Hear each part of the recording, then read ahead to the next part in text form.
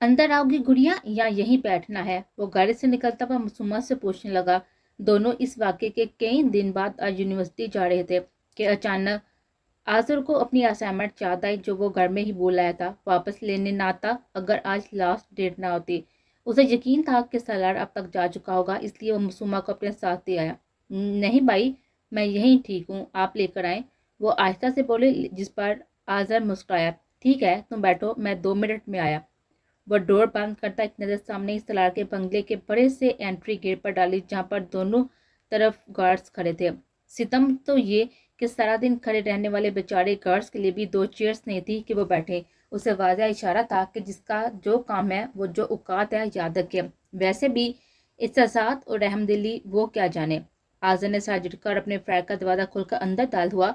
उसके जाने के बाद मासूमा यहाँ वहाँ देखने लगी, जो कि पहली दफ़ा यूनी और अपने घर मलक विला से हटकर कहीं और आए थे। मुस्कुराकर ऐसे ही शीशा नीचे किया और बाहर को देखा, जहाँ पर सामने खूबसूरती को नुमाया करता सलार का बंगला उसकी तवज्जो खींच गया। उसकी बनावट और उसमें बसने वाले की शख्सियत जाहिर कर दी।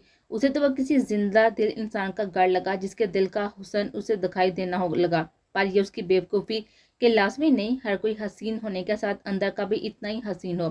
कई दफ़ा ऐसे हसीन होनहार दरिंदे भी सामने आते हैं। वैसे ही इस खूबसूरत बंगले की वहशत तो उसमें रहने वाले जान सकते हैं जिस पर बीती हो।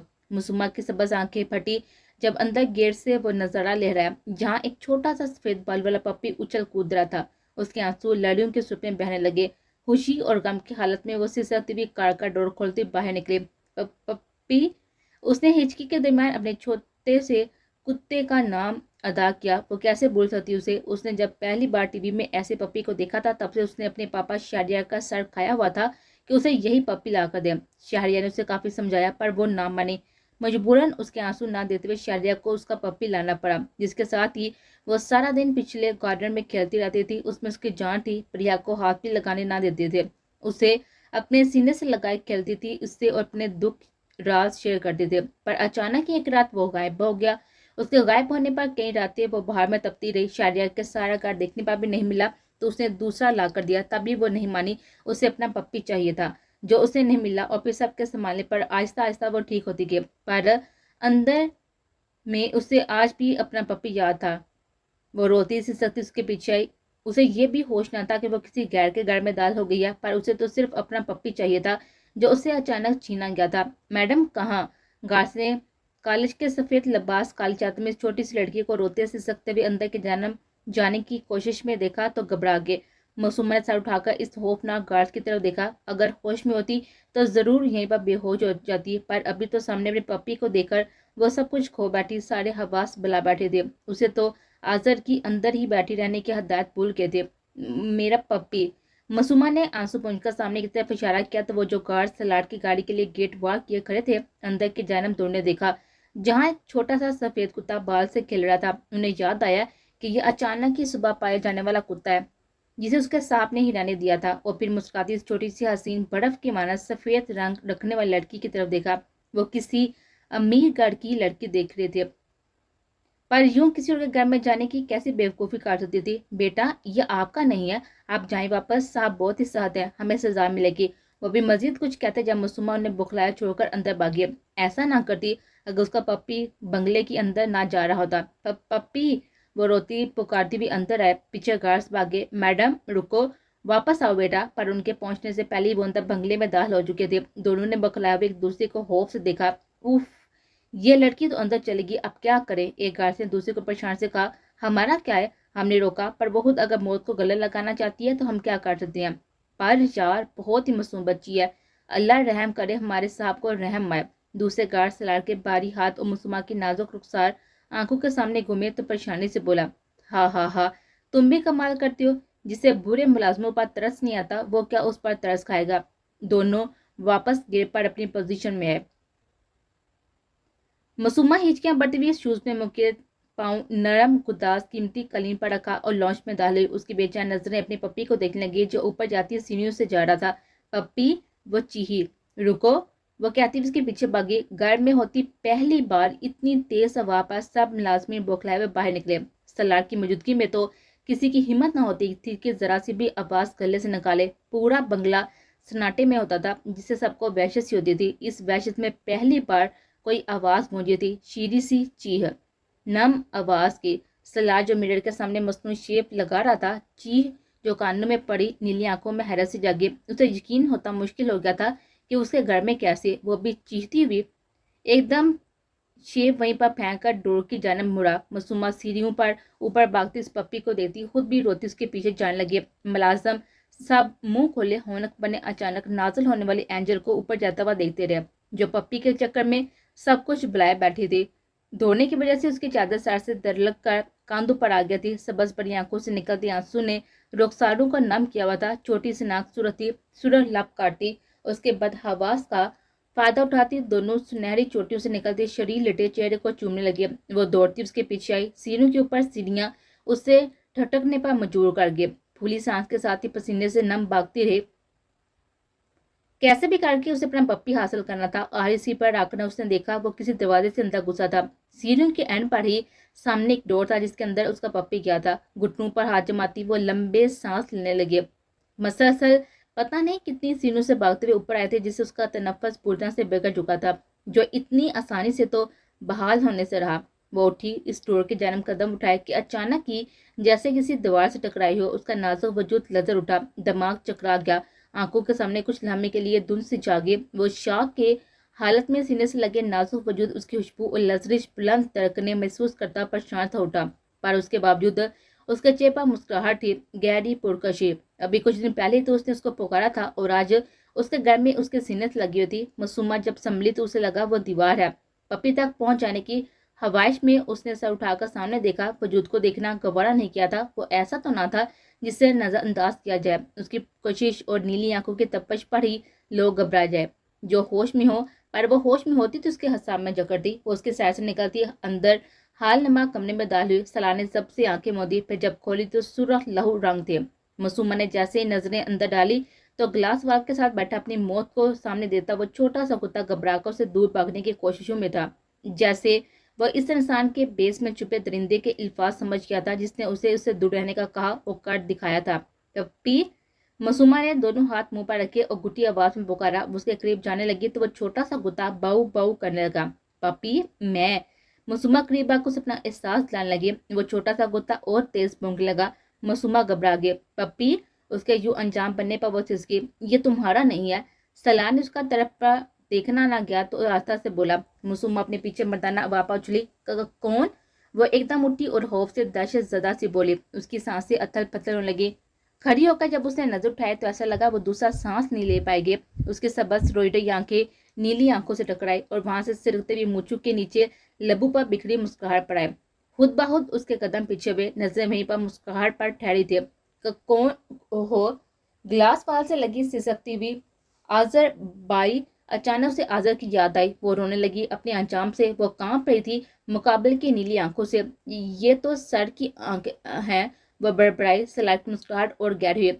बड़बड़ाहट सुनकर उसने ग्लास वाल से लगे उसकी तरफ कदम उठाए। मासूमा रोती जो उसके ब्लैक शूज को देख रही थी, उसे हिलने पर अपनी तरफ आने पर चीखे। नहीं, मेरा पप्पी, ये मेरा है। उसके कदम पर भी तरफ देखकर वो वहां से दूर हुई और दीवार के साथ लगे। कुत्ता भी अपनी मालकन की तरफ बढ़ता देखकर बाऊ बाऊ करने लगा और सलानी नागवार नजर में छोटे से मगर बेहद खूबसूरत सफेद कुत्ते को देखा जो उसे जरा बराबर भी नहीं पसंद था। मासूमा के करीब अपनी लिटिल गर्ल के इतने करीब होता था, तभी तो उसने उसे दूर किया था उसे और अच्छी तरह समझा भी दिया था। फिर नीली नजरें घुमाई और दीवार के साथ लगी रोती हुई आंखें नीचे मासूमा पर डाली जो ठर ठर कांप रही थी। लम्हे की ताही के बिना उसने दीवार में लगे ग्लास वाल के बटन को दबाया, जिस पर वो वॉल बीच से दो हिस्सों में तकसीम होकर दूर है। और देखते ही देखते वो छोटा सा कुत्ता भौंकता हुआ उस पार चला गया। सलार ने वापस बटन प्रेस किया, जिस पर वो वाल वापस पहली वाली शक्ल इख्तियार करती हुई अपने ऊपर पर्दे गिरा गए। उस पार के मंजर को छुपाती लिटिल गर्ल, उसने जैसे उसके करीब पहुंचकर सरगोशी की, वो चीख चिल्लाने लगे। नहीं नहीं नहीं, ये सोच ही फना करने लगी थी कि वो कहाँ है और किस जगह है। कुछ समझ नहीं आ रहा था, सिर्फ उसके वो अपने पप्पी के लिए पीछे भागे थे। वो तो ना मिला, पर इस वक्त वो इस अनजान सरगोशियां करते उसी शख्स की नीली आंखों की तपश खुद पर महसूस करती उसके पास पहुंच गए थे। अपनी चादर का साथी से पकड़े चिल्ला थी, उसे करीब आने से रोक रही थी, पर नथनों से टकराया तो उसकी महसूस कलून की खुशबू को अपने गिर्द हिसाब बनता देखकर बेहोश होने के करीब थी। मासूमा फूली सांसों के दरमियान आजर एस्को को मासूमा के करीब जाता देखकर चिल्लाया, जिस पर सिला ने उसकी तरफ देखा। गुस्से से, नफरत से मासूमा, जो कि हवास खोने के करीब थी, मौत के करीब खुद को महसूस कर थी। आजर की वापस जैसे किसी ने सांसें वापस डाल दी हो। बाई वह सिला के करीब आने से पहले ही वहां से निकली और दरवाजे पर खड़े आजर की तरफ भागी। बाई मुझे बचा लें। वो उसके साथ लगी हुई चिल्लाने लगी। उसे लग रहा था जैसे वो शख्स उससे छीन लेगा सबसे। आहर कितनी बार वो उससे कह चुका था कि चलो यहाँ से। वो रोती हुई उससे मिन्नत करने लगी। बस गुड़िया, कुछ नहीं होगा, मैं आ क्या हूं ना। वैसे लोगों को असलियत वाजिया और फहमी दूर हो गई होगी। वो मुस्कुराता हुआ सुर आंखें लिए हुए खड़े हुए सलार पर वार करता हुआ उसे लिए वहां से निकला। उसका रूह शहरिया पैलेस की तरफ था, जो उसकी हालत हो चुकी थी। उसे तो वो यूनी जाने से रहे। यह भी शुगर था जब वो असाइनमेंट ढूंढकर अपने लिए उसे लिए हुए बाहर निकला और गाड़ी की तरफ आया तो मुसम्मा की तरफ खुले डोर को देखा। वो घबरा गया। उसे याद आया वो कार भी लॉक नहीं कर गया था। बगैर लम्हे लिए वो उसे यहाँ वहां देखने लगा, पर कहीं ना मिली तो उसने घबराकर सामने गार्ड से पूछा तो उन्होंने उसे सारी हकीकत बताई और सलार की मौजूदगी का भी पता चला। आजर का तो जैसे दिमाग काम करना छोड़ गया। उसे रह रहकर मासूमा पर गुस्सा आ रहा था, जो खुद तो उसके शिकंजे में फंसी पर उसके कुत्ते को भी नहीं छोड़ा। उसकी हालत का सोचता हुआ भागा और गिरता पड़ता सीढ़ियां चढ़ता उसके कमरे की तरफ से आती हुई चीहों की तरफ आया, जहां पहुंचकर सलाह को मासूमा की सिर्फ 2 कदमों के फासले पर रख कर देकर दीवार से लगी रोती कामती मासूमा का हौसला देने के अंदाज में पुकारा, भाई मेरा पप्पी वहां। उसने रोते हुए आंसू को कहा। वो चाह कभी अपने पप्पी को नहीं बुला पा रहे थे जो इस भूतनुमा शख्स के पास छोड़कर आए थे। कुछ नहीं, वह उसका था मासूमा। वो एक एक लफ्ज अलग करता हुआ उसे समझाने लगा। मासूमा ने सिर्फ एक शिकायती नजर उस पर डाली और आजर सलार का सोच रहा था कि उसका अगला कदम क्या होगा।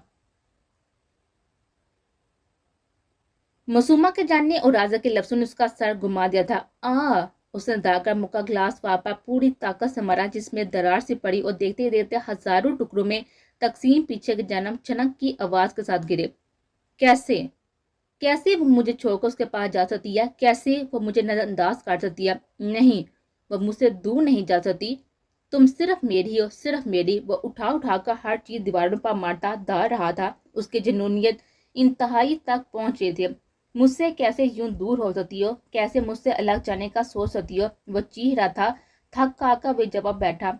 गुस्सा जब ठंडा हुआ तो कहका लगा उठा, उफ, बेवकूफ मर्द खुद ही आग भड़का कर उसे बचाने की कोशिश करता है। हा हा हा हा। मामा, ये मैंडकी नहीं दिख रही। वो जब से आया था उसे प्रिया नहीं दिखी थी, वरना तो यहाँ वहां पटकती रहती थी। आयमा बेगम से मिला, उनकी दुआओं के बाद धराब से बात करने की कोशिश की, पर वो नाराज था। उसके कई बार मुतवज्जो करने की कोशिश को वो तर्क कर चुका था उसकी कोशिशों से। शेरोज प्लीज, तमीज से पुकारो उसे। मेशान ने खाना सर्व करते कुछ साथी से टोका, जिस पर वो लब बीच कर आ गया। आप बता सकती हैं कि कहाँ है? उसके पूछने का मतलब ये नहीं था कि ना देखने पर वो उसे याद आती थी। असली मकसद यह था कि पिछली दफा भी जब वो घर में ना थी तो उसे लगा वो बाइक रेसिंग पर गई है, जहाँ झगड़ा भी कर आए थे। मुझे लगता है तुम्हें अपने काम से काम रखना चाहिए, मिशान ने हफ्की से कहा, जिस पर उसका चेहरा सुर हो गया और खामोशी से खाना खा घोटा। लाउंज में आकर बैठ गया। उसकी नजर बटक बटक अपनी माँ की जाती, जो कि अंदर किचन की तरफ गई थी। काफी देर इंतजार करने के बाद भी नहीं आई तो उठकर ऊपर अपने रूम में केस रीड करने का सोचा। सब खाना खा के अभी अपने रूम में थे। पहले कहीं शहर से बाहर जाता तो आते ही दराब से बातें करता, अपने बाप के साथ टाइम स्पेंड करता था, पर अब दराब ने साथी से मना कर दिया था कि उससे बात ना करे। जब उसे उसकी खुशी की परवाह नहीं, अपने माँ बाप की मर्जी नहीं जिंदगी में, तो अब आके 2 मिनट की बातें भी उसे नहीं चाहिए। वो जो अपने ख्यालों में गुम चला रहा था, प्रिया के रूम से गुजरते अचानक कमरे से मदम चीहाई। वह हड़बड़ा सा गया और प्रिया के कमरे के बंद दरवाजे को देखा, जहां से उसके कोहराने की आवाज आई। उसके दिमाग में खतरे की घंटियां बजी। बगैर वक्त दिए हुए वह दरवाजा खोलकर अंदर दाखिल हुआ। दिन के 3 बज रहे थे, पर उसके कमरे में अंधेरा था। खिड़कियां, दरवाजा जो बंद किए बैठे थे। परिया जो कि नीचे गिरी हुई थी, चौंक कर दरवाजे पर खड़े शेरोज को देखा, जो कि अंधेरे में उसे ढूंढने की कोशिश कर रहा था। शेरोज को जब वो ना दिखी तो उसने हाथ बढ़ाकर लाइट जलाई, तो अंधेरे में डूबे हुए कमरे में तेज रोशनी फैली। उसने अपनी नजरें बेड की तरफ फेरी, जहां पर वो नहीं थे। प्रिया उसे रूम में देखकर एकदम खड़ी हुई। उसे डर था वो कुछ गलत ना समझ ले। एक तो पहले ही नापसंद थी, ऊपर से पता नहीं क्या क्या सोचे। पर जो होना होता है ना, उसे कौन रोक सकता है। उसे भी जिस बात का डर था वही हुआ। उसके उठने पर शेरोज की नजर उस पर गई। 1 मिनट, दूसरे मिनट, तीसरे मिनट खामोशी के साथ ही सख्त नजर से देखते हुए उसे शेरोज को लगा वो जो सोच दिमाग में आई है उससे जैसे पूरी छत उसके सर पर आ गिरी हो। वो जल्जलों की जात में था। एकदम उसकी बुरी आंखें शोला बरसाती अंगारा हुई और सामने खड़ी प्रिया की लाल सुनहरी आंखों से टकराए। शरोज, जहाँ तुम समझ रही हो वैसा उसके तासा देखकर वो समझ गई थी कि वो क्या समझ बैठा है। उसकी निकलती हुई आवाज गले में दब गई जब उसने ठाक की आवाज के साथ दरवाजा बंद किया और एक ही जस्ट में उस तक पहुंचकर जोरदार थप्पड़ मुंह पर मारा कि वो वापस पीछे को गिरे। क्या ऐसा नहीं? आवारा लड़की एकदम उसके बाल से पकड़कर ऊपर खींचा। उसके फटे कपड़े, जगह जगह निशान, होंठों से रस्ता हुआ खून चीख चीख कर उसकी उजड़ी हुई हालत की गवाही दे रहा था। वो एक पुलिस वाला था। 1000 दफा उसे केस साल कर चुका था और दूसरा कोई भी छोटा बच्चा भी ना था कि ना समझता। बता, कहाँ मुंह काला किया है? किसके साथ घटिया औरत? अपनी इज्जत। परिया जो कि शौक में थी इस कम तरफ को देख रही थी, अपनी मोहब्बत को अपनी आंखों के सामने लहू लहान होता देख रही थी। एकदम दारी, बकवास बंद करो, छोड़ो मुझे। पहले उसकी हालत खराब थी, ऊपर से बगैर हकीकत जाने उस पर बरसना और घटिया सोच इंसान अपने घटिया इल्जाम लगाना उसका दिमाग घुमा गया। चीखती एक जोरदार झटके से उसे पीछे को फेंका। नतीजतन वह पैर फिसलने से नीचे बेड पर जा गिरी। नीच औरत! वो जो उसके दिक्के से लड़खड़ाता हुआ पीछे हुआ था, दहाड़ता हुआ उसकी तरफ लपका जिस पर बेड पर पड़ी हुई थी। प्रिया को लगा कि बाज उसको मार देगा। शेरोज नहीं, उस पर झुका जिस पर वह चीखने लगी, पर वो नहीं सुन रहा था। उसके सामने तो सिर्फ उसकी हालत घूम रहे थे। कितना कहा था लड़की हो लड़की बनकर हो, पर उसने नहीं सुना और आज आज उसके सामने उजड़ी भी उस पर ही दायर थे। शरोज! नीचे सब जो कि प्रिया के चीने की आवाज के साथ ही शरोज की भी आवाजें सुन रहे थे, घबराए हुए ऊपर भागे आए हुए मुलाजम सब अपने काम छोड़कर जमा हो गए। आयमा बेगम नीचे करी हैरियत की दुआएं मांगी थी। ताराम मिशाल ने जैसे ही प्रिया के रूम का दरवाजा खुला तो ऐसा लगा कि सातों आसमान उनके सर पर आ गिरे। प्रिया चीती हुई पैपा पड़ी शेरोज के हाथ जकड़ने की कोशिश करती और ऊपर वो बिफरा हुआ शेर उसे नोचने के दर पर था। दाराब ने लम्हा लिया बगैर दारा था जिस पर शेरोज ने उसकी तरफ देखा। पापा! वो उसे झटकते हुए दूर हुआ और दराब को बताने के लिए मुंह खोला ही था जब जोरदार थप्पड़ मुंह पर पड़ा। चटा चटा! बेगैरत इंसान, अपनी इज्जत पर पूरी नजर डालते हो। उसे गले से पकड़कर एक के बाद एक थप्पड़ लगाते झंझोड़ने लगे। मिशा ने रोते हुए प्रिया की तरफ भागी, उसके ऊपर चादर डाली जो रोते हुए चादर को खुद में बीचे मिशा से चिमट गए। मम्मा! वो सिसकी। पापा! शिरोज ने सदमे में खुद पर लगाए हुए खलीज इल्जामात पर तड़पा। मत बोल मुझे पापा, मर गया मेरा बेटा। अरे बेशरम, डूब कर नहीं मरे ऐसे सोचते। उसे पीछे दिखा देता हुआ दारा और शिरोज लड़खड़ाता दीवार के सहारे संभाला होकर। बस पापा बस। किसकी वजह से मुझ पर इल्जाम लगा रहे हैं? इस परिया जो कि मिशा से लगी हुई खड़ी बालों से पकड़कर खींचा। इस बेहुदा लड़की की वजह से जो न जाने कहां से अपना मुंह आगे वो बोलता जब उससे प्रिया उस पर चिपटी। कमीने इंसान! कितनी ही उसे मोहब्बत करती, पर थी तो वो एक लड़की ही ना, कैसे अपने पाक दामन पर दाग सह सकती थी। जख्मी हालत के बावजूद भी उसके मुंह पर जोरदार मुक्का मारा। बेहुदा इंसान, घटिया सोच वाले, तुम्हारी हिम्मत कैसे हुई उसे मारने लगी जब शेरोज ने उसके दोनों बाजू पकड़े। मुझे मारेगी तू? उस पर हाथ उठाता जब दरा बीच में उसका हाथ पकड़ा। खबरदार हाथ उठाया या बाजू से तोड़ दूंगा दोनों को। उसे पीछे जितने पर प्रिया को अपने सीने से बिछा। बस बेटा, इस हैवान ने जो किया है उसकी सजा उसे जरूर मिलेगी। दफा हो जाओ मेरी नजरों से। प्रिया को चुप करवाते सामने साकत बुत बने हुए खड़े शेरोज पर धारा। शेरोज को यकीन नहीं आ रहा था कि क्यों उसका बाप उसे ऐसा समझ रहा है। उसे क्यों इतना सारा यकीन नहीं हो रहा अपने बेटे पर, और वो जो गुनाहगार होकर उसके सीने से लगी हुई थी उसके ना बोलने पर ही उसे सच मान रहा था। उसने एक नजर रोते हुए अपनी माँ पर डाली और मिशा ने उसको देखकर मुंह फेर लिया। इसे कहती है जैसी करनी वैसी बनी। उसने बगैर प्रिया की हालत के पीछे हकीकत से उसके पाक दामन पर दाग लगाया जो खुदा को नामंजूर था, तो नतीजतन वही फैसला हुआ। खुद अपने बाप की नजरों में गिर गया। उसके सिर्फ लब हिले। क्यों? वह मजलूम बनी सीने से लगी कर दिया। क्यों? वो ये भी वादा नहीं करती कि जैसा आप सोच रही हैं शिरोज ने वैसा कुछ नहीं किया, पर शायद उसे तो मौका मिल गया था अपना गुनाह उस पर थोपने का। सोचूं के जहर में उसने एक नजर उसके चादर में छुपे वजूद पर डाली और दब दब करता वहां से निकलता चला गया। पर यह तो जैसे मट्टी हो गई थी, खाक हो गई अपनी मोहब्बत के मुंह से बात करदारी के लफ्जों पर। पता नहीं क्यों और कौन से दर्द पर उसके जाते ही वो मजबूत लड़की बिखरती फूट फूट कर रोने लगे। क्या दाराब और मिशाल से संभालना मुश्किल हो गया। नानो, वो आयमा बेगम से लगी सिसक रही थी। आयमा बेगम को जब सारी सूरत का पता लगा तो वो भी अपने दिल थाम कर बैठ गए। उसे तो यकीन नहीं हो रहा था कि शेरोज ऐसा करेगा, पर प्रिया के आंसू और दराब में शाकर जो के सर पर वो तो गलत नहीं हो सकते ना। उसने एक फैसला लिया और प्रिया को चुप करवाने लगी। साथ ही मिशा भी शर्मिंदा से बैठी थी। प्रिया जो कि आंखें मूंदे सिसकती तरफ रही थी। क्या इतना साथ, इतनी क्लोज रिश्ते के बावजूद भी उसके पहनावे पर ही उसे बदकिरदार समझता था? क्या इतनी गिरी गई गुजरी थी उसकी नजरों में कि मौका मिलते ही उस पर ऐसा इल्जामात लगाना शुरू हो गया? जब्त लाजम है, मगर दुख है क्यामत बराबर। शेरोज, ऐसी तम कर, अब भी ना रोई तो मर जाएगी ये मोहब्बत। सोते हुए उसने माँ बाप की शिद्दत से याद आने लगी और रोती रही जब सुबह का वाकया आंखों के सामने ले आया। सुना प्रिया, रुको। प्रिया जो क्लास की कैंटीन की तरफ जा रही थी, पीछे से उसकी क्लास फेलो हानि की आवाज आई। वो रुकी और मुड़कर उसको देखा जो फूली सांसें दुरुस्त करती उसको देख रही थी। बोलो हानि। प्रिया ने उस पर एक नजर डालकर मुस्कुराई हुई बोली। और हानि अपनी शादी की वजह से डिलीवरी हुई थी। मुस्तफ़ा प्रिया को ड्रॉप करने आया तो उसने कहा कि वो नहीं जा रही, मकसद सिर्फ खुद ड्राइव करना था। तो मुस्तफ़ा जरा साथी तक यकीन था कि उसके माथे पर बोसा देकर चला गया। उसके जाने के बाद पीछे वो मुस्कुराते हुए खुद काली चुनी आ गए। ये शुक्र था कि वो टर टर करता मेंढक घर में नहीं था कुछ दिनों से। प्लीज प्रिया, तुमसे एक रिक्वेस्ट है, प्लीज प्लीज, हमारी इज्जत का सवाल है, मान लो। वो उसके दोनों हाथ थमती मिन्नत समाज करने लगी। पर प्रिया समझी से देखने लगे। प्रिया ना समझी से देखने लगी। क्यों, क्या हुआ हानि? उसके हाथों से अपने हाथ निकालकर परेशानी से पूछा। प्लीज यार, वो यूनि के बैक साइड पर बाइक रेसिंग है और मैंने अपने BF से शर्त लगाई है कि उसकी तरफ से एक रेसर है और हम लड़कियों की तरफ से मैं तुम्हारा नाम दे दिया। वो कुछ हिचकिचाती हुई पूरी हकीकत तो सुनाए। प्रिया मुंह खोले से देखने लगी। तुम पागल तो नहीं हानि? मैं यहाँ पनी आई हूँ ना कि ये रेसिंग करने जीतने। वो बड़की, हटो सामने।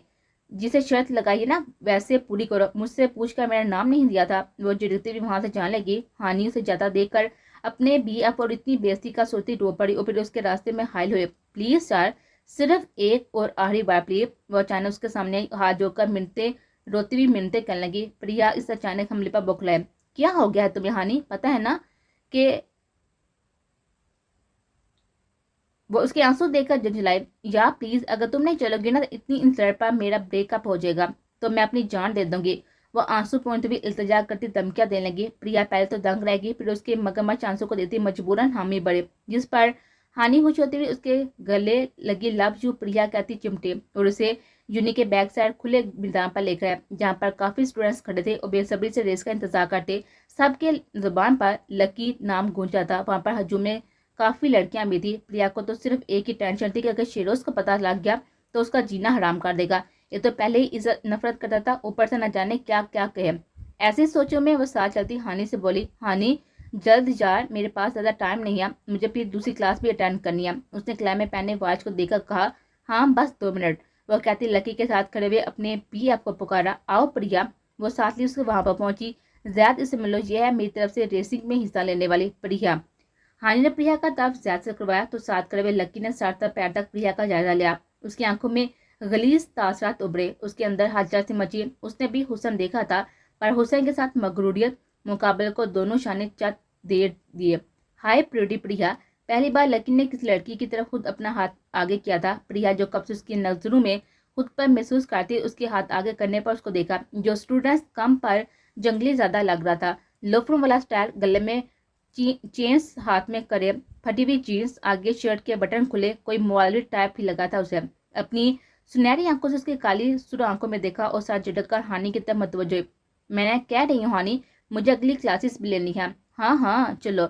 मुझे साथ लिए आगे चली। बेटा, तुम पर कितनी ही लड़कियां क्यों मरती हो, पर यह प्रिया है, ब्लैक बेल्ट के साथ ही ब्लैक रेसर। ये तो हाथ आने वाली नहीं। ज्यादा जैसे लकी की सुर आंखों में मिर्चे डालने लगा। गुस्से से हाथ झटका। ऐसी कोई चीज नहीं जो लकी को पसंद आए और वो उसे ना नोचे, अंडरस्टैंड?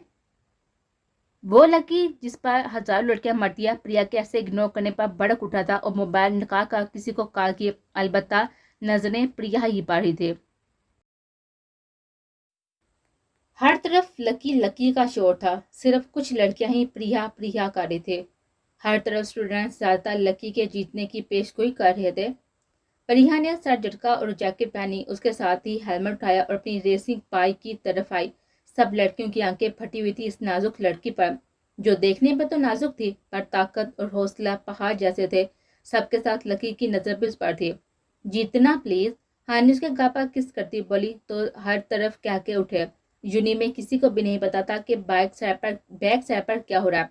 प्रिया ने एक नजर दाएं जानिब लकी को देखा जो उसे ही देख रहा था। प्रिया को उससे गिन आने लगे। उसने मुंह फेंकर हेलमेट का शीशा गिराया और बाइक को रेस दी। सड़क के किनारे पर खड़े स्टूडेंट्स इन दोनों के नाम का शोर करते बेसब्र हो रहे थे। पहली बार लकी के मुकाबले में एक लड़की आई थी, वो जो हर किसी से जीतने वाला। सब इंतजार में थे इस नई तब्दीली के। जैद ने 1 2 3 गो कहा तो दोनों तेज रफ्तार से उसकी तरफ से निकले। इंजन के शोर, स्टूडेंट्स की चीखें और धुएं को पीछे छोड़ते वो दोनों तेज रफ्तार से एक दूसरे के जीतने के जोश में बढ़े। परिहा ने स्पीड पर आई और बाइक को पहले टायर पर उठाया। सबके मुंह खुले। सब जब उसके जब उसने लकी के मुंह पर धुआं छोड़ता हुआ तेज रफ्तारी एहतियात करती आगे हुई। सबके क्याके उठे उसके मल से तो जैसे तड़प उठा। लकी की जगह पर परिया नाम पर फिर वो उसके बराबर आया। मोड़ आने पर दोनों ने अपनी रफ्तार कम की और वो मोड़ काटने के साथ ही दोनों ने एक बार फिर तेज रफ्तार ली। लकी ने एक नजर डाली और स्पीड बढ़ाई। प्रिया से आगे निकला। जब सामने से वैन को आता देखकर उसने रफ्तार कम की और एक तरफ से निकला। उससे पहले ही प्रिया ने बाएं जानब बाइक झुकाई और तेज रफ्तार से निकलती फिर से 1 पोजीशन में आई। आखिरी मोड़ काटते दोनों तेज रफ्तार से निकलने पर लकी का सुर्ख चेहरा और आंखों से निकलती चिंगारियां उसकी हार की गवाही दी। प्रिया एक नजर पीछे देखा और बाइक को आगे झुकाया। इंजन की आवाज के साथ ही धुआं हवा में उड़ाती स्टूडेंट की शॉक और प्रिया नाम के चिल्लाने की आवाज के साथ ही फिनिशिंग लाइन पर आगे के टायर को गोल दायरा बनाया और उसमें खड़ी हुई। ये एक पैगाम था अपनी बुलंदियों का। सब स्टूडेंट्स प्रिया प्रिया चलाती उस नाजुक सी लड़की को देखने लगे जो बाइक के साथ टेक लगाए लकी को पहली बार हार का मजा चुकाती हेलमेट उतार और जैद की तरफ फेंका जिसने सरूर के साथ उसको कैच किया। याहू माय डार्लिंग, हम जीत गए। हानि चीती उसकी तरफ लपकी। दफा हो जा कमीनी, महबूब का कानून तरवा दिया। उसने पीछे करती हुई जूनी की तरफ भागी। पुष्पा लहराते उसके काले गुंगड़ियाले बालों पर लकी ने सुर आंखें जमी थी। हा हा हा। हानि हंसती हुई जैद की तरफ भागी। लकी ने जैद को अपनी तरफ आता देकर बाइक पर बैठा और उसे उठाता चला गया। वो जो तेज ड्राइविंग करती हुई घर जा रही थी क्योंकि 2 दिन से उसने शेरोज को नहीं देखा था। दिल की अजीब सी हालत होती, आंखें उसके दीदार को तड़प रही थी। चेहरे पर कातलाना मुस्कुराहट सजाई, जल्दी से घर पहुंचना चाहती थी। उसमें पता था कि आज वो आने वाला है, इसलिए सबसे पहले उसके दीदार खुद करना चाहते थे। अचानक अपनी कार के गिर चारों तरफ बाइक्स को देखकर ब्रेक पर पाँव रखा। 4 बाइक सवार उसके कार के इर्द गिर्द घूमकर उस पर दायरा बना रहे थे। वो गुस्से से बाहर निकली जब सब कार के सामने खड़े हुए और वो बीच में खड़ा। लकी परिया झंझलाई, कौन सी मुसीबत पड़ गया इस मवाली पर। उसने वॉच को देखा जहाँ पर शिरोज के पहुंच में सिर्फ आधा घंटा था। ये क्या बदतमीजिया, हटो सामने से। वो दाढ़ी अपनी बेचैनी। उफ बेबी, इतना गुस्सा। लकी बाइक से उतर कर सामने आया। उसे देखकर आंख मारते हुए घटिया पान से बोला जिस पर पीछे क्या के गूंजे। तमीज से बात करो, वो गुस्से से फनकारी। हमें तो लूट लिया तेरे गुंगड़ियाले बालू ने, गोरे गोरे गालू ने। उसके गाल पर अपनी उंगलियां घुमाते हुए आगते हुए बोला जिस पर प्रिया ने उसे अचानक हमले पर शौक सी खुद पर उसके गलीज इरादों को समझती एक झटके से उसके हाथ को घुमाकर पीछे किया। उसकी उंगलियों को हाथ की पूंछ पर मोड़ा। लातदार थक की आवाज के साथ ही लकी की चीख बुलंद हुई। कमीने कुत्ते, तुम्हारी हिम्मत कैसे मुझे छूने की। वो उसके पीठ पर वार करती दाढ़ी जिस पर उसके दूसरे साथी भी उसकी तरफ लग गया। लकी इस अचानक हमले से चिल्लाता पीछे हुआ, हाथ उसके बाजू पर डाला और खींचा जिससे आस्तीन फटी। उससे तो अपनी हार तस्लीम नहीं हो रही थी, कहाँ उस पर इस नाजुक लड़की का हमला। पर यह अपने फटे बाजू उस पर उसकी जिल्द पर खरोश के निशान पर जमी शेरनी बन गई और अकेले इन पांचों को पीटने लगे। गुतम गुताई में वो काफी जमी हुई। उसने जैसे नजर सड़क के किनारे पर पड़े हुए लोहे के सरिये पर पड़े लपका उठाया और एक के बाद एक को दर्द करती गई। लोगों को जमा होते देखकर इन तमाशाइयों से बचने के लिए एक आखिरी बार लकी पार किया जिसने उसके जगह जगह से फटे कपड़े फाड़ दिए थे। वहां से भागी और कार में बैठी। उनके पास एहतियात नहीं थे इसलिए उनके शदीद वार से बच गए थे। वो तो सब तो सिर्फ उसे लकी के इशारे पर नोचने आए थे पर यह नहीं जानते थे किस पर आंख उठा रहे हैं। उन्हें जमीन पर कोई रात चौक अपनी हालत को देखा और शीशे ऊपर चढ़ाए कार के। वहां से रिवर्स करती कार दूसरे रास्ते पर हुई। उसने अपनी हालत मिरर में देखी तो उसे खौफ आने लगा। अगर कोई भी देखता तो यकीनन पहली सोच गलती आगाज करता। उसने घबराकर रास्ते में कार रोकी और हानि का दिया हुआ जैकेट पहनना और मुंह पर दुपट्टा ओढ़े तेज रफ्तार से ड्राइविंग की। मलक विला में दाल होते उसकी नजर शेरोज की जीप पर गई। वो हवास पाता होती गाड़ी गाड़ी से निकली और अंदर डाली। जब लॉन्च में बैठे शेरोज को देखा, बेसाता सुरा खून आलूदी लबों पर मुस्कुराहट फैली। उसकी नजरों और रुख किचन की तरफ देखकर वह पीछे से अपने रूम की तरफ लॉन्च से निकलती आहिस्ता आहिस्ता सीढ़ियों पर कदम रखती। सोच में गुम शेरोज पर एक आखिरी नजर डाली और रूम में बंद हो गई। वो तो रब का शुक्र कर रही थी कि मुसीबत से जान छुटी, पर उसे क्या पता था मुसीबत करवट बदल रही थी। वो हानि की और ज्यादा क्लास लेने का सोचती, जैकेट उतारा और दुपट्टा नीचे फेंक कर लाइट ऑफ करती। जैसे ही बाथरूम की तरफ मुड़ी, पैर मुड़ने की वजह से नीचे गिरी। बेसाता दर्द से मदम सी चीख मुंह से निकली और सुनहरी सुरख नजरें दरवाजे की तरफ उठे। परी का दिल पता नहीं क्यों घबरा रहा था। उसकी हालत बिगड़ने लगी थी। अल्लाह, मेरी बेटियों को अपनी अम्मा में रख। जाला, उन्हें मुसीबत से दूर अपनी पनाह में रख। वो कहती हुई आंसू बहाने लगी। मैडम, सर की कॉल है। जिनी ने मोबाइल उसको थमाया। हेलो, वो नम आवाज में बोली। परी, मामा ने कल ही बुलाया, तुम सबकी पैकिंग करके रखना। अब सीधा मुस्तफा की शादी अटेंड करके फिर आएंगे वापस। कुछ ही दिन तो है उसकी शादी में। शहरिया की संजीदा आवाज गूंजी। जी ठीक है, मैं पैकिंग शुरू करती हूँ। मोबाइल बंद करते हुए वो जिनी से मुहातब हुई। बेटा जाओ, जरा मासूमा से कहो कि आपकी मम्मा बुला रही हैं। सुबह से आई है, अभी तक रूम में बैठी है। जी मैम। वो सारी हिलाती हुई चली गई और पीछे पुरसोच सी पड़ी मोबाइल को देती अनजाने खौफ में गुम थे।